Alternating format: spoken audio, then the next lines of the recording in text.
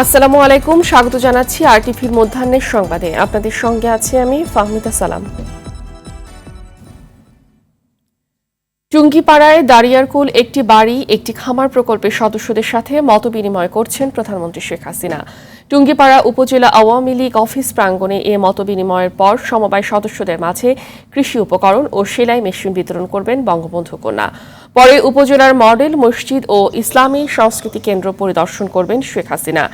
এর আগে সকালে ব্যক্তিগত সফরে একদিনের জন্য টুঙ্গিপাড়া পৌঁছে জাতির পিতা বঙ্গবন্ধু শেখ মুজিবুর রহমানের সমাধিতে শ্রদ্ধা জানান তিনি। পরে পরিবারের সদস্যদের নিয়ে ১৯৭৫ সালের ১৫ই আগস্ট নিহত পরিবারের সদস্যদের জন্য দোয়া ও মাগফিরাত কামনা করেন বঙ্গবন্ধু কন্যা। সকালে গণভবন থেকে সড়ক পথে টুঙ্গিপাড়ার উদ্দেশ্যে রওনা দেন প্রধানমন্ত্রী। বিকেলে ঢাকায় ফেরার কথা রয়েছে তার।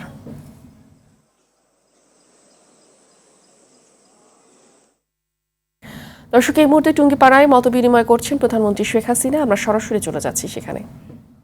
২১ বছর পর সরকারে আসেন। সরকারে আসার পর থেকে আমাদের প্রচেষ্টা যে বাংলাদেশকে আমরা খাদ্য স্বয়ংসম্পূর্ণ করব এবং জাতির পিতা পদাঙ্ক অনুসরণ করে আমরা কাজ করব। তখন এই একটি বাড়ি একটি খামার প্রকল্পটা ওই যে জাতির পিতা বঙ্গবন্ধু শেখ মুজিব যে সহায় করতেছিলেন তারই আলোকে এটা আমরা গড়ে তুলি এই কারণে যে প্রতিটি পরিবারে এই পরিবারের জন্য এটা হচ্ছে ক্ষুদ্র সঞ্চয়ের ব্যবস্থা। ক্ষুদ্র ঋণের অধিক যে ট্যাক্স দিতে হয় সেটা দিতে হবে না, টাকা নিয়ে অতিমাত্রায় সুদ দিতে হয় সেটা দিতে হবে না, বরং আমরা এই সহায়ের মাধ্যমে এই প্রত্যেকটা পরিবারকে যে সহযোগিতা করব সেটা থেকে যে উৎপাদন হবে সেই উৎপাদন থেকে কেউ যদি ১০০ টাকা জমাতে পারে তাহলে সরকারের কাছ থেকে আরও ১০০ টাকা দেওয়া হবে ২ বছরের জন্য। সেটা জমা হবে তার মূলধন হিসেবে। এবং আমি এর জন্য একটা ব্যাংক তৈরি করেছি, পল্লী সঞ্চয় ব্যাংক। এই পল্লী সঞ্চয় ব্যাংকে এটা থাকবে এবং পল্লী সঞ্চয় ব্যাংকের আস্তে আস্তে প্রকল্প থেকে যারা একটু স্বাবলম্বী হয়ে ওই পল্লী সঞ্চয় ব্যাংকেই তাদের টাকা থাকবে, সেটাই তার মূলধন হিসেবে তিনি যে ব্যবসা বাণিজ্য যেটাই করেন, হাঁস মুরগি পালন বা চাষ করা বা হাতে সেলাই করা, যে কাজ যে পারবে সেই কাজ করে ওই ব্যাংকের থেকেই টাকা নেবেন এবং কাজ করবেন, আবার ব্যাংকে লোন শোধ দেবেন, অর্থাৎ সম্পূর্ণভাবে স্বাবলম্বী হবে। এই চিন্তাটা মাথায় রেখে যেটা জাতির পিতা করতেছে যে প্রত্যেকটা পরিবার যেন স্বাবলম্বী হয় এবং দারিদ্র্য থেকে মুক্তি পায়, সেটা লক্ষ্য রেখেই এই ক্ষুদ্র সঞ্চয়ের এই পরিকল্পনা আমি নেই এবং সেটা আমরা বাস্তবায়ন শুরু করি।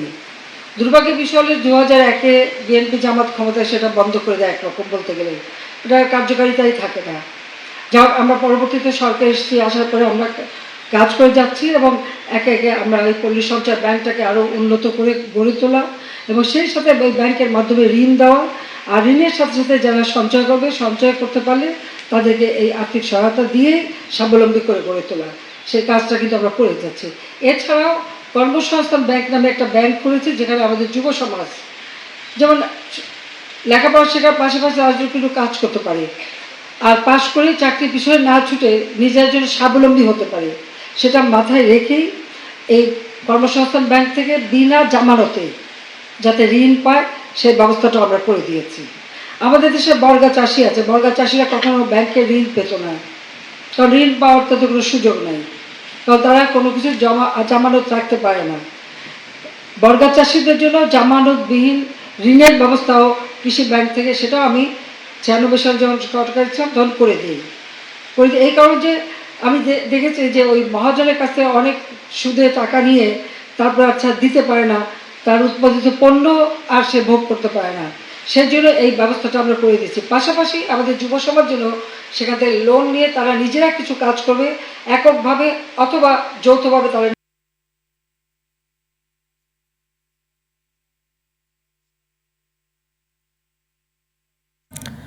দর্শক, এতক্ষণ দেখছিলেন প্রধানমন্ত্রীর বক্তব্যের অংশবিশেষ। এদিকে চট্টগ্রামে কর্ণফুলী নদীতে বিমান বাহিনীর প্রশিক্ষণ যুদ্ধ বিমান বিধ্বস্তের ঘটনায় নিহত পাইলট মোহাম্মদ আসিম জাওয়াদ রিফাতের মরদেহ ঢাকা থেকে মানিকগঞ্জ নেওয়া হয়েছে। বাদ জুমা আরেক দফা জানাজা শেষে জেলা শহরের কবরস্থানে তাকে দাফন করা হবে। এদিকে রিফাতের মৃত্যুতে এলাকায় শোকের ছায়া নেমে এসেছে। একমাত্র ছেলেকে হারিয়ে পাগল প্রায় বাবা মা। রাতেই পতেঙ্গায় তার প্রথম জানাজা অনুষ্ঠিত হয়। বৃহস্পতিবার চট্টগ্রামের পতেঙ্গা বিমান বাহিনী প্রশিক্ষণ বিমান বিধ্বস্তের ঘটনায় পাইলট মোহাম্মদ আসিম জাওয়াদ রিফাতের মৃত্যু হয়। এতে আহত হয়ে হাসপাতালে চিকিৎসাধীন রয়েছেন কো পাইলট সোহান। এদিকে বঙ্গোপসাগরের মোহনায় প্রায় 11 ঘণ্টা অভিযান চালানোর পর রাতে বিধ্বস্ত বিমানের ধ্বংসাবশেষ উদ্ধার করেছে বাংলাদেশ নৌবাহিনী।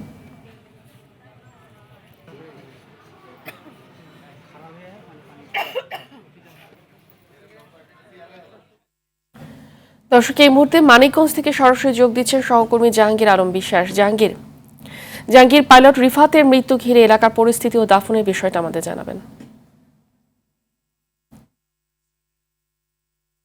ফাহমিদা, কিছুক্ষণ আগে বাংলাদেশ বিমানের একটি বিমানে কিছুক্ষণ আগে এই নিহত পাইলটের মরদেহ মানিকগঞ্জের শহীদ মিরাজ স্টেডিয়ামে এসে পৌঁছেছে। আমার ঠিক পিছনেই দেখা যাচ্ছে যে এখানে এই যে বাংলাদেশ বিমানের এই বিমানে করেই কিন্তু মরদেহটি এসে 5 মিনিট আগে এসে এখানে পৌঁছেছে এবং এই মরদেহকে দেখার জন্য শেষবারের মতো একবার দেখার জন্য এখানে তাদের যে স্বজন যারা রয়েছে, আত্মীয় স্বজন যারা রয়েছে এবং জেলা প্রশাসনের এই অতিরিক্ত জেলা প্রশাসক সহ পুলিশ প্রশাসনের কর্মকর্তা সহ এবং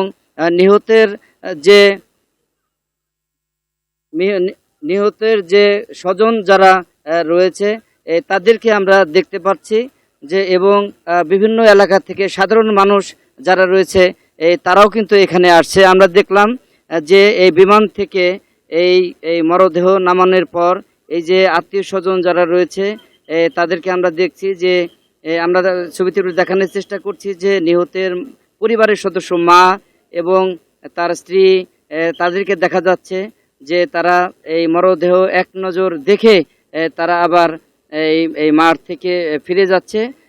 আমরা জানি যে এই বাদ জুম্মা এখানে তার নামাজে জানাজা হবে। এই নামাজে জানাজা শেষে মানিকগঞ্জ জেলা শহরের যে এই সেওতা কবরস্থান রয়েছে সেই সেওতা কবরস্থানে তাকে সমাহিত করা হবে। ফাহমিদা, এই ছিল আমার কাছ থেকে সর্বশেষ। ধন্যবাদ। ক্রমেই দামের উত্তাপ বাড়ছে নিত্যপণ্যের বাজারে। সপ্তাহে ব্যবধানে প্রায় 30 টাকা বেড়ে ব্রয়লার মুরগির দাম উঠেছে 210 থেকে 220 টাকা, আর 40 টাকা বেড়ে সোনালিকা মুরগি বিক্রি হচ্ছে 420 টাকা পর্যন্ত। বেড়েছে ডিমের দামও। ডজনে 20 টাকা বেড়ে বাজারে বাদামি ডিম বিক্রি হচ্ছে 30 থেকে 140 টাকায়, আর সাদা ডিম 125 টাকায়।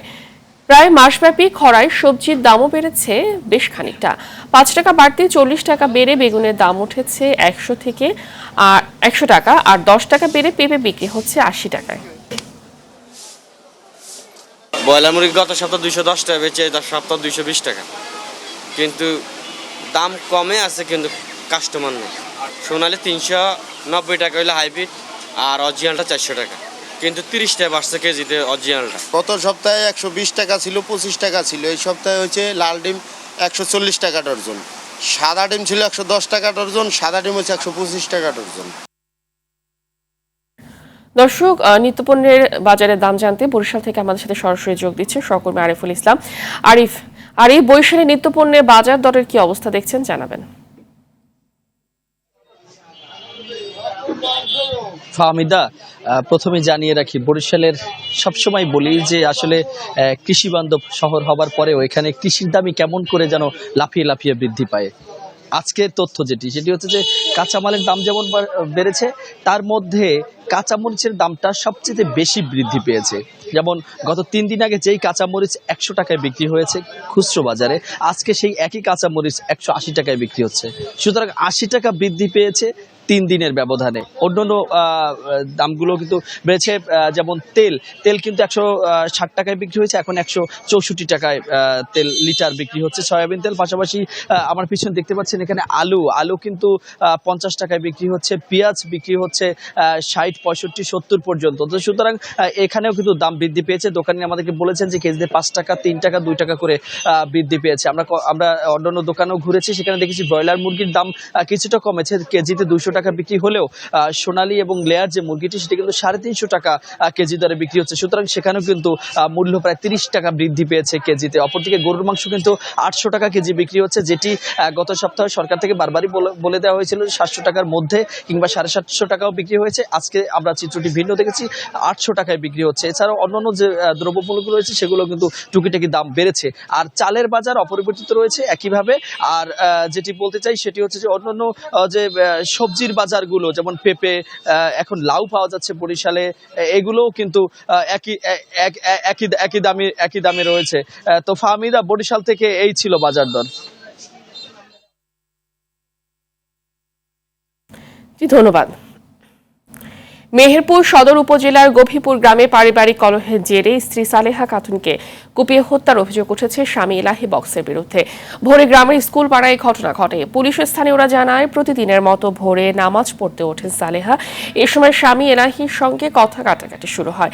এক পর্যায়ে ঘরে থাকা দেশীয় কৃষি যন্ত্র হাসুয়া দিয়ে স্ত্রীকে কোপ দেন এলাহি। এ সময় চিৎকারে পরিবারের লোকজন ও প্রতিবেশীরা ঘরে ঢুকে সালেহাকে রক্তাক্ত অবস্থায় উদ্ধার করে মেহেরপুর জেনারেল হাসপাতালে নিয়ে যায়।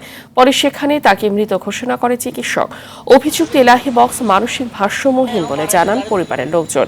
এদিকে চট্টগ্রামের ইপিজেড থানাধীন আকমল আলী রেলব্রিজ এলাকায় ব্যক্তিগত শত্রুতার জের ধরে 2 পোশাক শ্রমিককে ছুরিকাঘাতের পর একজনের মৃত্যু হয়েছে।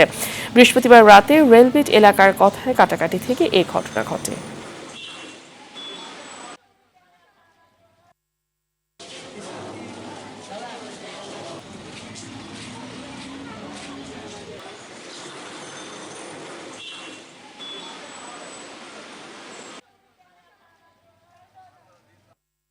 খেলার খবর।